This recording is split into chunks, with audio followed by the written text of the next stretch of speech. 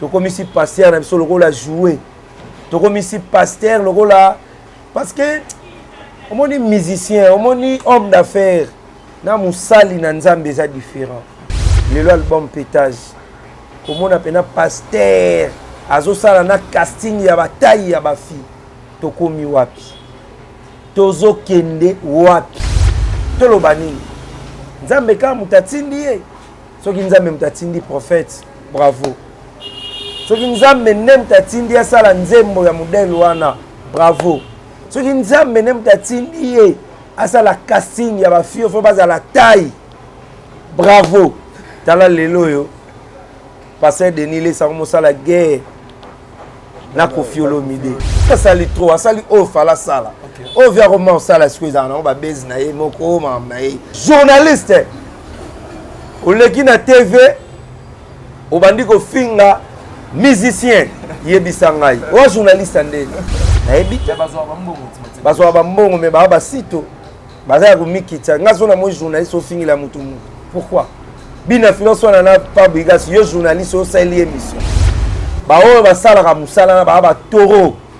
journaliste yo musako ya kofingila oza pe na toro tika wera na jibe bapotana tika fali na fere bapotana tika bina file bapotana ndenge na bango te kotanga kente parce que ken ye moko alobaki toto sana émission ya biso batu mitu ekufa donc ye moko image eza biso batu mitu ekufa donc wana eza makambo na ye moko asalaka ye moko mibenga fimbu na fimbu pito pale donc kolandaka ba exemple mosusu te. Kodiasimo vous propose un crédit immobilier. Vous êtes du Congo ou de sa diaspora? Vous désirez devenir propriétaire en RDC et faire construire votre maison en toute quiétude? Obtenez votre crédit, puis commencez son remboursement uniquement dès la livraison de votre maison. À la Cité Kimia, nos maisons seront toutes construites aux normes internationales. Située à seulement 25 minutes de l'aéroport de Njili, 10 minutes de Safari Beach, au cœur de cette cité moderne, vous y trouverez aussi un centre commercial avec plusieurs commerces de proximité. Nos bureaux sont situés au 173 avenue Mutombokachi, dans la commune de La Gombe, référence rond-point Forescom. Venez dès à présent réserver votre lot dans ce nouveau havre de paix à Maluku, ce nouvel Eldorado au Congo. Kodiasimo, la meilleure adresse pour construire la vôtre. Voilà, fidèles internautes de Congo Mokili, encore une fois, bienvenue à ce nouveau numéro de cette émission. C'est Ibrahim Abdi, votre humble présentateur de cette émission. Moi, je suis Lopamu, Azongi Lissu Puna, Aya go informer Pino, qu'est-ce qui se passe dans Nzela, dans l'histoire et culture. Voilà pourquoi aujourd'hui je suis pas seul, je suis avec Mathieu Ponche Otoro, Solana et Marambo Etali, musique, culture, na Nzela na biso Papandisango. Aujourd'hui je suis avec Mathieu Ponche Otoro Betanae, mais avant de commencer cette émission, Yumak Makengo, le rédacteur de cette émission, Madame Kapriski, Anelka, Nabosanité, M. Sims, Nabosanité, Massatou, Ouatala Rabiso, l'honorable Gaëtan Kodia, l'honorable Rémi Ayos, Augustin Nzambe, Moupanzi à Brazza, Nabosanité, l'honorable Bongo, la plaisir, Oyamba, Mathieu Ponche, Solanay, qu'est-ce qui se passe dans Nzela? Musique, stade des martyrs, affaire stade des martyrs, affaire Gouzozozoma, Missia Batou, affaire Fabrigas, le Pango Bateka, Maramboza, et Belle, tout ça, Rosolongo, l'honorable Mathieu Ponche. Je reçois pour vous Mathieu Ponche, mon confrère. Mathieu Ponche, bon, d'abord santé. Ouais, santé Kitoko Ibrahim, donc bon boulot. Merci beaucoup. Nazaki Libanda Mboka na Otala Moussala, Nengezo Kende, Binona Banondi premier. Merci. Batuto, en tout cas, félicitations et félicitations. La chaîne Oeza Congo Mokili, et la chaîne est responsable. Donc, merci na Kolo Nango et puis merci na yo. Ma question a eu ma réponse. Merci beaucoup Mathieu Ponche. Actualité musicale, nous avons mona bande on a biso ba artiste ba otambula neni parce que biso na bango to sala rara parce que musala moko. Voilà, avant la banda, on a pesi d'abord merci Nanzambo a pesa biso Bobo Konde. Donc Moussel Nanzamba solo parce que babaki na tangu ya suka to mona ba vrai na ba faux. En tout cas Bobo Konde aza garçon le roi ngana aza jeune mais ce aza na iloko nzambe OK sora lobino Mathieu Ponche nzela oyo boye na mona rango na kumisi nzambe d'abord pour appeler biso église liloba avec notre papa Yemoro Konde et pourquoi pas Bobo Konde désormais Mathieu Ponche na ebite rien à dire na pesi musala nzambe mbote belé nzamba pambola yo olinga mutamo na pas cité mutalela te Bobo Konde en tout cas merci beaucoup. Et puis, na profité, na pesa merci. na les gouverneurs les plus compétents. Hein? Il y a Kin, surtout mon Kin Bopeto, Mahamutu ezokende bien, c'est Monsieur Gentiningo Bilambaka, balobi ACP Oye Gentiningo Bilambaka, merci. Notre gouverneur compétent, Banda Masola, gouverneur et Banda, na République démocratique du Congo, tout le monde a gouverneur le plus compétent, Bayelebiso Gentiningo Bilambaka, pour soutenir yo na musala ozosala et pourquoi pas, venanga Patrick Image lauréat, ya mibali tu ya njili, bakulutu, ACP njili, oyo Levimpa, Triske Makengo, Chicho Indambi, kotoku misara bato ba musala misala bien. Mais Gentiningo bien. Voilà, les gouverneurs les plus compétents. Et na profité na pesa merci na bana changu tout espoir na bango. Isa Armel Monis, hein, notre espoir, député jeune boy. Armel Monis, bientôt là tu vas voter encore. Et sans oublier Bobo Bahati, le DG, garçon responsable. Ma question est yo. Ba réponse ya ngai to démarrer. Mathieu Bosch naza otuna musique na biso, culture na biso za komona ngondeni parce qu'il y a beaucoup de conneries. Alors en tant que confrère, yo to sara no musala moko to exercer no musala moko, to tala bango to zara na bango, ozomona ngondeni ni trop de sanité, bandeko ba perdre moi moké. Non, culture congolais eza bien mais chronique et koufi. Chronique au biso to sala ngana yo koufi. Ils ont sous chronique au biso de yeba kalate ya ba papa au fallait biso to là. Pourquoi d'abord chronique et koufi parce que mututu a comme la tendance. OK. Mutako sa otena ba papa mikolo ba vie pe no mona vie responsable. Mais ana musicien na ye o ya kumisaka. Na télévision aya kosiyo. Mais soko landeli na ba émission na ye aza na batu oyo ya yamba. C'est bon chez boyo za na tendance. Ngana na tendance moko te parce que ngana za rapport à ba musicien tout. Mais ba bajija nga trop confrère pe baloba Mathieu Bosch a moi trop Koffi Olomide parce que ngana na la vérité. Vérité na eza bien nazalaka trop Koffi Olomide pourquoi? Voilà. Parce que Koffi a respecté la biso presse hein le D so tali a respecté la presse même yo so benge boso là. So bengi a repesa interview non kolandaka wana te o cop na biso o génération na biso oza génération ba Vezacle te oza génération ba Serge KMT génération eza ba Mathieu Bosch ba Bino ba Vincent Toulouse ba Franck Temay ba wana ba viete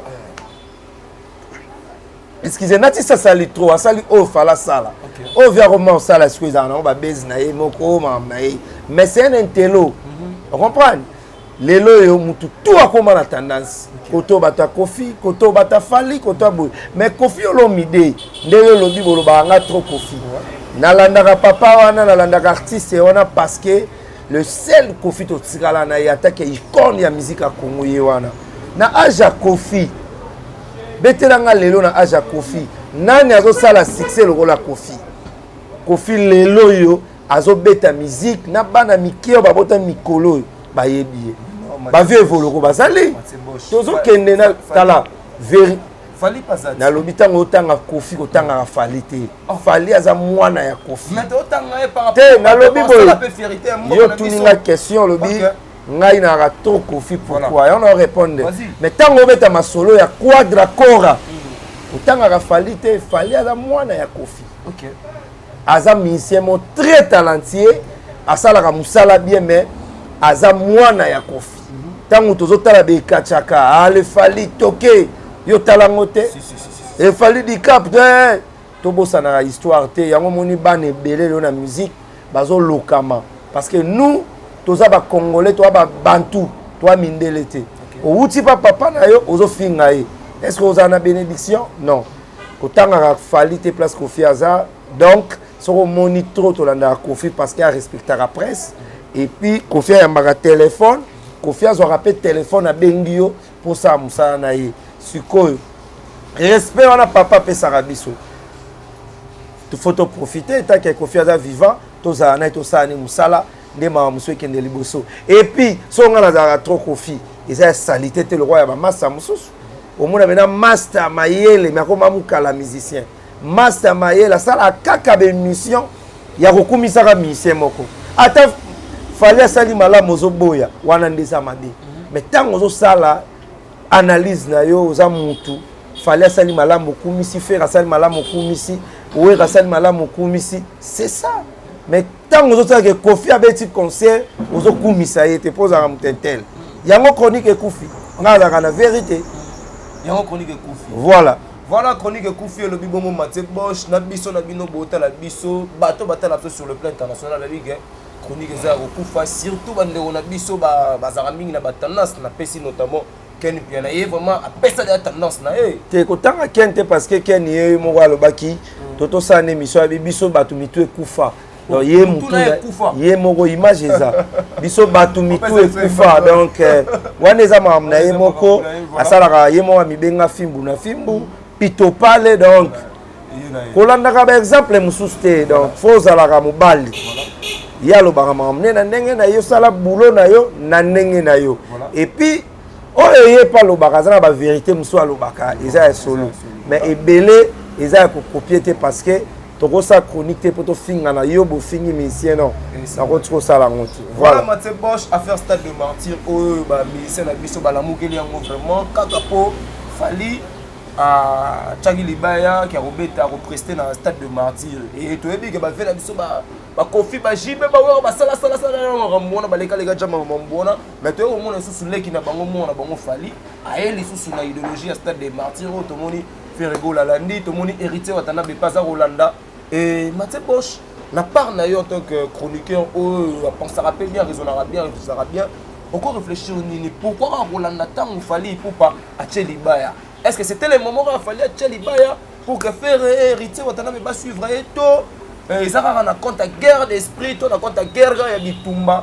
ya musique car ndenge ezala na pesi d'abord vient nga Eric Philo Mbote Eric Philo atalanga et merci à Kofi Philo et so abongo vient nga moro et so abongo ba merci na Kingston Sono les boss de Pilion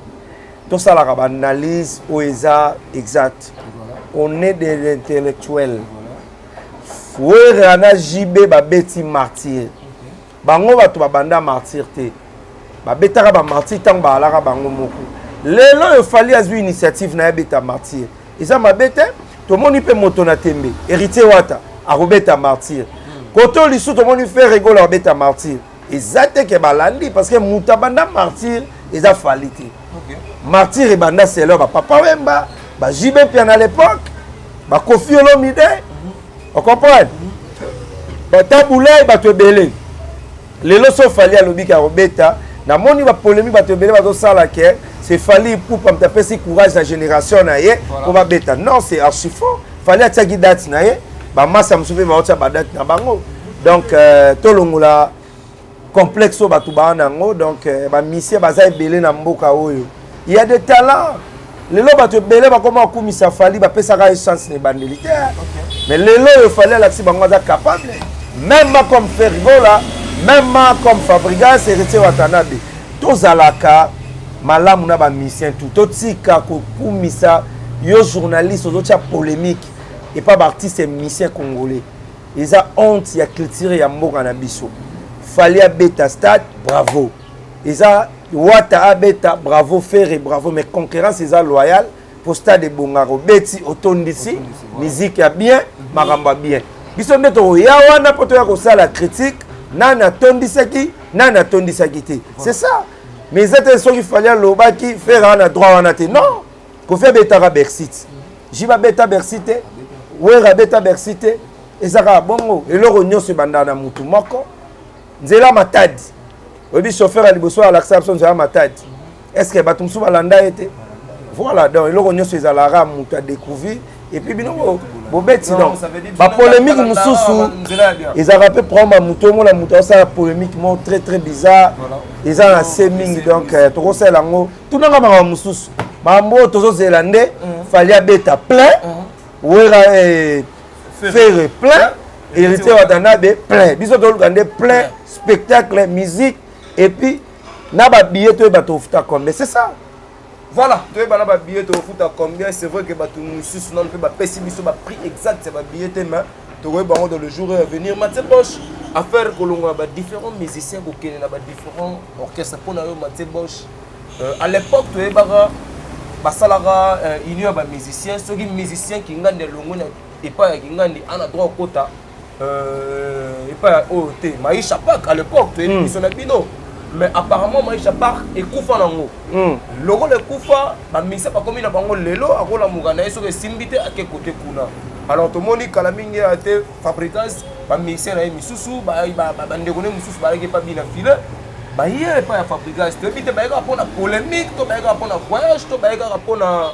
mafinga, tu habites, tu es à bah chez moi quand tout bien ça. Ne musicien ye Fabrigas maestro na pesi mbote bina file mbote omoni lelo yo Fabrigas amibengi aza chef à clan ya génération selon ye to betele maboko mais quand on voit aujourd'hui Fabrigas lelo faut pour le baquet Fabrigas a sali fierté à musique congolaise et surtout dans notre génération parce que si on voit de bina file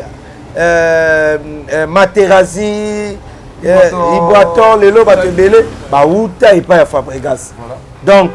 Lelo polémique ya Fabrigas n'a bien affilé. Journaliste et chroniqueur Koko Tangote, ils a polémique na bango. Fabrigas a papa. Bien affilé au longwa pas ya Fabrigas. Bien affilé ba pesa e chance et pas ya Fabrigas que yemba. Vous comprenez? Lelo so moun bango ba osala ba guerre na bango, tika bango. Ils ont entre papa na moi. Ngana yebi ke bina file un jour à s'excuser pas maestro. Ngana yebi pe maestro. Alinga Fabrigas. Kolanda kama ma musique te. Na lobby jibena we rezaki. Jibena we rezaki mama yaya basola raté. Mais enfin tout ce qui va. Yo ati Fabrigas na bina file ba ça la 10 ans. Ya kibenemi non mais ba comportement mususu pe otokolo ba peut-être na frère na biso bina filé ngana mona na nyoso sala ka wana fallait pas parce que bina filé a na départ a bina filé za kitoko ozana terre ba mambo Fabrice sala bo ngana mona ngo ekiti saraye parce que bina filé azalo la révélation de l'année en vrai dire ton nimaratel le bina filé orchestre moi s'est construit 2 ans 3 ans 2 ans bah voyage bah free d'ici bah Luanda bah salamine en tout cas félicitations bien affilé aux a déjà mission aux générations les autres là mais tant bah autres là yo bah autres na ma finga te bah autres là yo te que bah mon ara yo zo chrétien Fabrigas non en tout cas ponanga aux a mission génération na biso banaliser bah ma finga lo ngwano na ba futilité kende ndenge zo kende yo mo lo baka rendez-vous na bafle est-ce que ozo finga ngozo beta ngoloba et surtout ozo beta na yo na mo ba couloir rebelle donc tika no mamba maestro bois kisango maestro a tika la papa selon l'histoire bato balobara bina filé à lekaka pa maestro donc Fabrigas ça y est alobi ba mise bango moko bazoya au sala test donc tokoloba nini na lobi pega ozope ba mise ba ninga musu encore to moni pe ba mise musu ba sali sali na test pas non problème wana ezaka ba mission na côté ça peut ba mission bango moja ba mission mususu baza mais du fait ka ko lobby même la justice du fait ka ko bimisi déjà que non na ko ba musicien na bino nyonso natangi kombote végéta ou tipa Fabrigas et pas ya bina filé nenga ke kuna mutatindi mutabenga ke maestro non ya sali choix le roi ba bengana kié na kende kuna mais quelque part polémique na musique à Congo et Matsaka yango lo na roye biso ke jibe mpiana lobaki toye ko redémarrer monde omoni polémique et makasi omoni ke ba guerre ye lisusu de musique ya pe na posa polémique mise à polémique ya likunia ki ndokite po muninga kufa eza la polémique ya bafle ya musique omoni ngana lelo na toke poto te ba vie belé ba kenda ba poto na cop o donc sans polémique toye banate polémique faut ezala monsieur faut beta il faut travailler Mathieu bon ça travailler au kuna c'est ça la polémique mais ko finga na tiba mama banini ya polémique était wemba pa lo baga nketo angolo nzo angolo nini angolo donc c'est ça quoi polémique est ça bien mais ma finga zate et puis na koloba na ba journaliste botika ko kota na ba polémique ya ba musicien parce que aujourd'hui na moment bena journaliste oleki na TV obandi ko finga musicien yebisa ngai o journaliste ndeni ngape na Mathieu Bonse na yena ndo fingi la musicien mu na ebita bazwa bambongo me ba sito baza ko mikita ngazo na mo journaliste o fingi la mutu mu pourquoi bina finance na Fabrigas yo journaliste o sali émission pourquoi osala Ibrator émission finga et pourquoi osala héritier watana émission finga et pourquoi non donc ba polémique wana photo ezokitisa musala oyo ba oyo basalaka musala na ba toro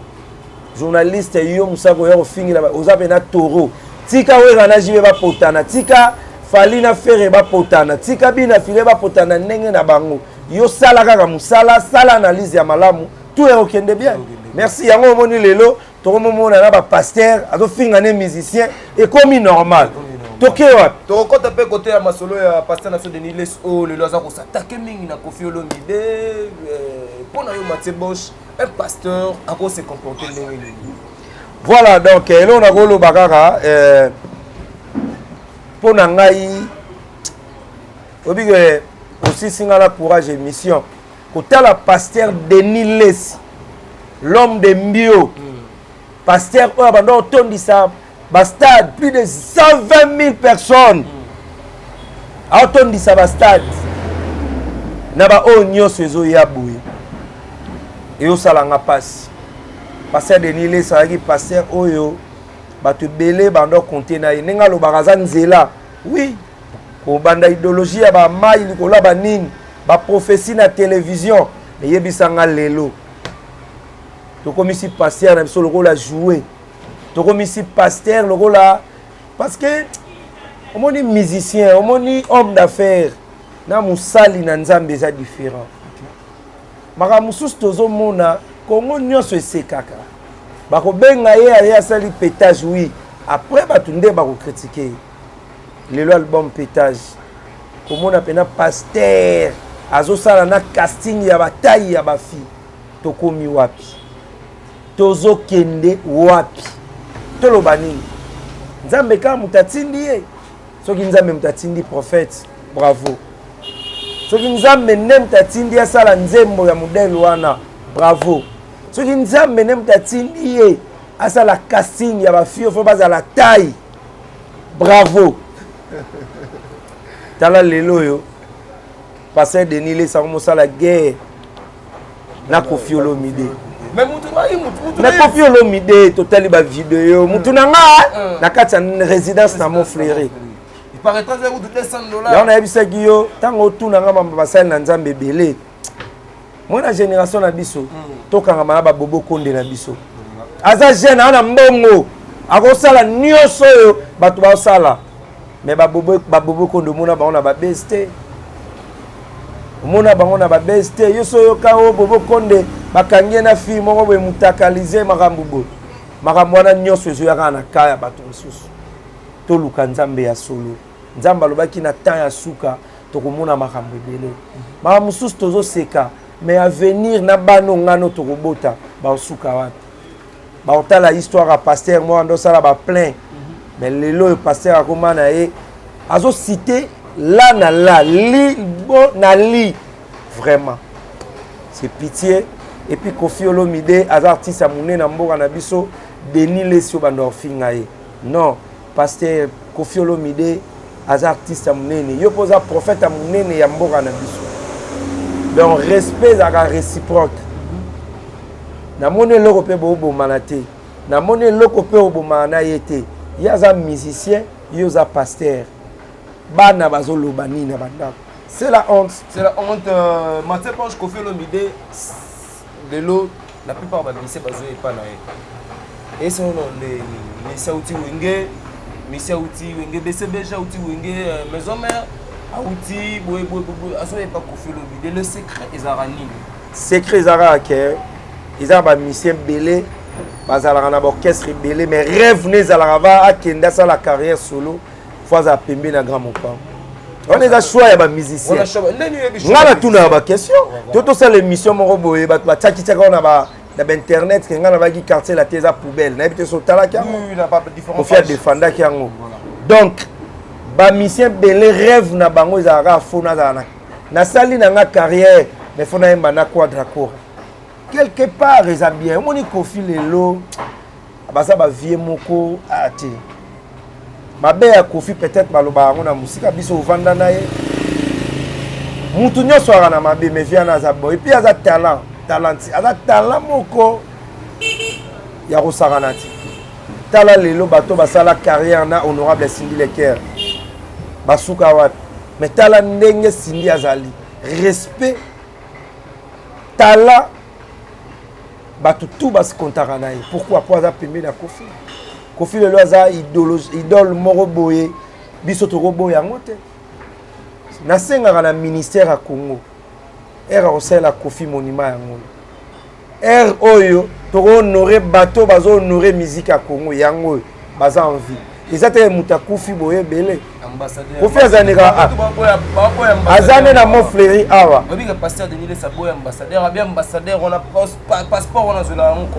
nabia soko olobi na ngai babobo konde bapaster mosusu baboyaki yango ke titre ya ambassadeur ya Kofi c'est normal mais so Denis Les pasteur na biso ye mo aza l'homme de pétage tant so asala on a pétage mais bino bolanda ngo wana za pasteur ya cha mouvement yebi kopesa makambo yebi kopesa elenge ye mo ba yebi mais pasteur ayebi aza leader d'opinion pasteur wana mona Denis Les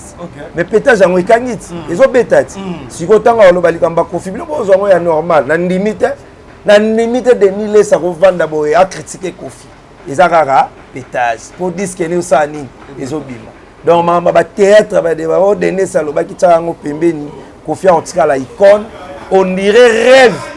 ya ba artiste tout ezalaka ba jeune pour ça la carrière na eso mona beti na beti faut les quartier la te wana ngate miso esa nini ezomona na pesi merci na bande nyonso batali biso donc il faut to pesa respect na grand mopao oza Kofi Olomide merci na Kofi Olomide aza ambassadeur à Congo parce que bato belé ba ebité toto zana Kofi Olomide na Laurent Sokoko pour faire que représenter ba musicien ba sali ba conférence de presse pour musique ya Congo ezaka quartier latin te ezaka Kofi Olomide te ekozala batutu ba wenge batutu musique ekozonga na poto na kimia mais Kofi nde mtakendaki collaboration na monsieur Laurent Sokoko toyebi ke Laurent Sokoko empêcha ba concert rebelle ndenge azaki na ba déconnexion ba combattant mais le monsieur Laurent Sokoko a appelé Kofi Olomide pour basala démarche musique ezonga na poto ba initiative tozoluka yango wana ekosimba parce que moi j'étais là la conférence de presse comment ni ba initiative a boyende photo lingaka mais quand on a la moni ba kumisa Kofi te que Kofi atikaki Kinshasa ake fêté 30 juin libanda ya mboka akeka na souci musique ezonga na poto basola na Laurent Sokoko abimisi ba mbongo na ye ba moyen na ye po afuta ba avion na délégation ba oui par train taza na sima eloko wana pour 4 kg lisusu moni nyonso ya Congo ya rama beye mo aloba ngo nyonso ya nga bato bazwa kala bandenge nyonso. Mais pourquoi le musicien congolais ba leader surtout asataka na Kofi Olomide mais az étoile batalaka na âge ya Kofi nene ala na succès eloko ekamsaka bato yango wana tala âge ya Kofi olongoli mwana mosaka kombo olongoli mwana mosaka kombo ya mosaka opesi kombo ya mwana mama na eloko nezo déranger pe wana eza affaire ya ye moko mwana mosaka na ndenge alobaki na patron ya quartier latin abiso tozo solola ba valeur non pesaka tolekika na donc valeur photo betela Kofi Olomide maboko attaque ambassadeur na démarche azosala pour musique batutu wana bakobeta voilà aza ambassadeur ya musique ya Congo ngana mtonomaki ete c'est notre critique congolais na président Tanomaki. Bravo à l'artiste Kofi Olomide. Nzamba sunga musique ezonga na poto le 17 oyo apesi déjà rendez-vous à beta na libanda na poto dans ba poto nda ebele nebige masala nga presse bakalia ozala wana oui ba tuturo ba ozala wana ba Nixon boutique ba futa ba bieba kinde wana ba Dani Chando le chinois congolais ba ozala wana ba Yuka Bwiku depuis Paris, on a un concert, la joie Amado Pichuna, Fabrice Calvada, Maréchal Yessa Souvé, hein, Nakacha Dallas, et pourquoi pas Eliane Kasimoto, Nakacha Dallas. Mais Moussala, nous soyons à Mimi au boy. Parce qu'il fallait pas kende. Kasna Tuni. So Salara Moussala, bien, mais c'est à Zuyo Kende. Yo Kete. To Sala Moussala, bien, comme à Mouto Kende Liboso. Mais bah, oh, bah, fingi la ba musicien, journaliste. Ozo Kota Bitumba, ba musicien, ba Toro, ba Yuma. baba momi pour nga pena boy jamais bitumba Fabregas na wata etalinga bitulumba ya bina file na Fabregas etalinga wa on dirait pe so landel bien maestro la minute oyo aza mo barankini belé mo orchestre mais moi makasi on dirait pe Fabregas anga ye mabe ninga yebo. Voilà, rendez-vous mesdames et messieurs, c'est pour le 29 octobre Stade des Martyrs Fali Poupa Tourouya wana et le 29 wana kaka Fali azobeta na Stade des Martyrs Kofi Olomide azobeta na stade ya Boaki kuna abeta na mboka moya abeta kuna et puis le 25 décembre héritier Watanabe Totorino ya Tembe Stade des Martyrs Torozala wana fait rigoler tozi la date tout kumis tane na sala la promotion à 17. Et puis Innocent Balume a auto joué la bise au trophée à Royal en bientôt là. À trois pour voir l'artiste Ambissé Innocent et puis Barumba Kitoko. Obina c'est Barumba Kitoko. Album Mezoya Malem Ibraton piano.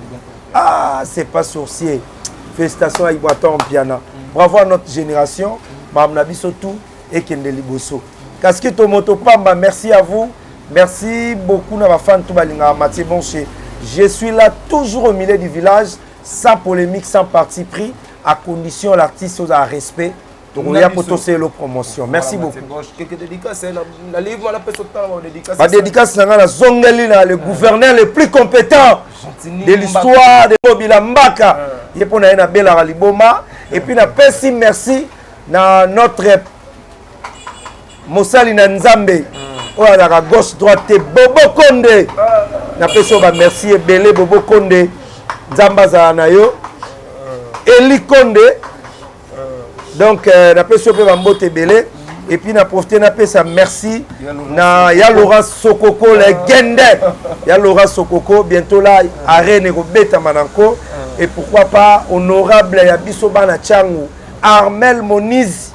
merci ebele notre espoir et pourquoi pas Bobo Bahati, la pession Bambote Belé, Tozawana toujours pour tout soutenir Mboka. Viens à Patrick Image, AC Penjili, oye. Bimali Bandaskoto polémique, qui n'est pas sika. Qui ni Minda, Kitoko, Tozongi Nene Tozalara, grâce à Jantiningo Bilambaka, le gouverneur le plus compétent. Voilà. Oh, Alegi Batu tout, Alegi Ba gouverneur, tout va les gars dans Mboko. Yepona na Bela Liboma. Jantiningo Bila le plus compétent. Soro Bengue na 10h30 azawana. Jantiningo Bila na lobela makambu na yo metokutana te. Na kumisaka ba œuvre na yo Jantiningo Bila Mbaka Chicho Indambi komo konti Levi Mpai Jangoyi Tosunga ACP Kendeli Bosso Patrick Image à Sepenjil. Merci beaucoup. Merci Mathieu Bonche, c'était là Mathieu Bonche, notre confrère. On va bien Bolandara et Bongo na Congo, Elengi et puis Azabongo na RTVS 1 chaque dimanche. Mathieu Bonche Azana et Osala bien. Quant à moi, je remercie la grande équipe de Congo Mokili, Imak Makengo, le réalisateur de cette émission, Madame Capriscu, notre secrétaire, la Bossanioté, Adelka, M. Sims, la Bossanité, l'honorable Gaëtan Kodia depuis Brazzaville, l'honorable Rémi Ayalos Brazzaville, Augustin Nzambe, Olivier Doumou na Bossanité na Ngambo Brazzaville, Yaline Mouimbaza Otala Biso depuis Paris na Bossanité, Dr Jackson Lubanga. Bon séjour on a kin, on a kin na Bossanité sous-souté. Nathalie Bessa la fille moro ya bien, afi konwene na Bossanité boza ebele, boza vraiment ebele. Et quant à moi, je vous remercie encore une fois. D'ici là, portez-vous bien. Bye bye. La maison Stelman vous propose des prestations de qualité pour vos gâteaux de mariage, anniversaire ou autres événements. La maison Stelman vous propose aussi des gâteaux personnalisés pour vos anniversaires ou autres. Contactez-nous au 06 63 30 36 83 ou encore au 07 81 83 15 74. Vous pouvez aussi nous contacter sur la page Facebook Hostelmatch.